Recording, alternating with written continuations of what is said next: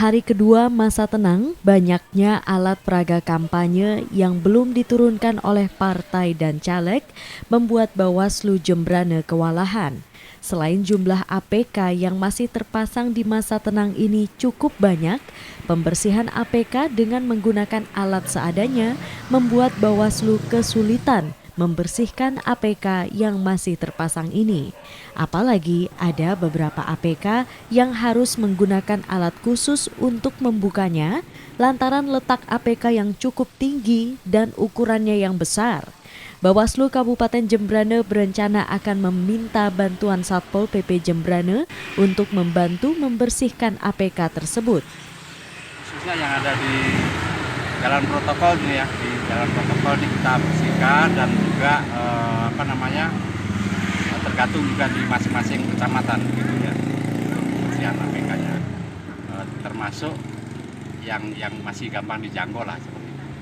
Karena ada beberapa APK yang tentu ini harus menggunakan alat khusus. Ini besok kita sudah bersama dengan Pol PP ini. Sementara itu di Karangasem, ratusan alat peraga kampanye peserta pemilu 2024 berupa baliho, spanduk, dan bendera partai yang masih terpasang di sepanjang jalan raya di Kecamatan Selat, Kabupaten Karangasem, Bali, ditertibkan Satuan Pamong Praja Karangasem bersama Bawaslu Karangasem pada hari pertama masa tenang. Padahal sebelumnya pihak Bawaslu sudah sempat menyurati partai politik agar menurunkan sendiri alat peraga kampanyenya secara mandiri. Namun hal tersebut tidak diindahkan. Kasih Koordinasi dan Kerjasama Satpol PP Karangasem mengatakan sesuai PKPU nomor 15 tahun 2023, penertiban APK biasanya dilakukan masing-masing parpol. Namun hingga saat ini masih banyak ditemukan APK yang terpasang, sehingga harus ditertibkan demi kelancaran pemilu. Satpol PP hanya melakukan penertiban saja, terkait sanksi akan dilakukan oleh Bawaslu. Peserta pemilu wajib membersihkan alat peraga kampanye di masa tenang.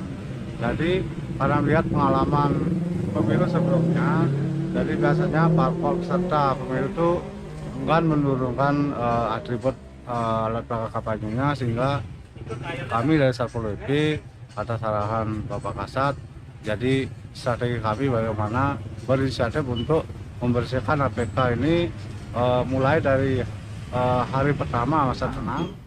Tanggal 11 sampai dengan 13 Februari 2024. Nah, jadi di masa tenang ini, sebelum masa tenang ini, Bawaslu memberikan surat himbauan kepada partai politik peserta pemilu agar partai politik peserta pemilu pada masa tenang tidak melakukan kegiatan-kegiatan berupa kampanye, yaitu baik itu kampanye dengan tatap muka, kampanye dengan media elektronik, cetak, dan media online. Satpol PP Karangasem bersama Bawaslu memastikan pada hari pencoblosan 14 Februari 2024 tidak ada lagi alat peraga kampanye yang terpasang di wilayah Karangasem. Igede Ardike, Eka Winarta, Kompas TV, Bali.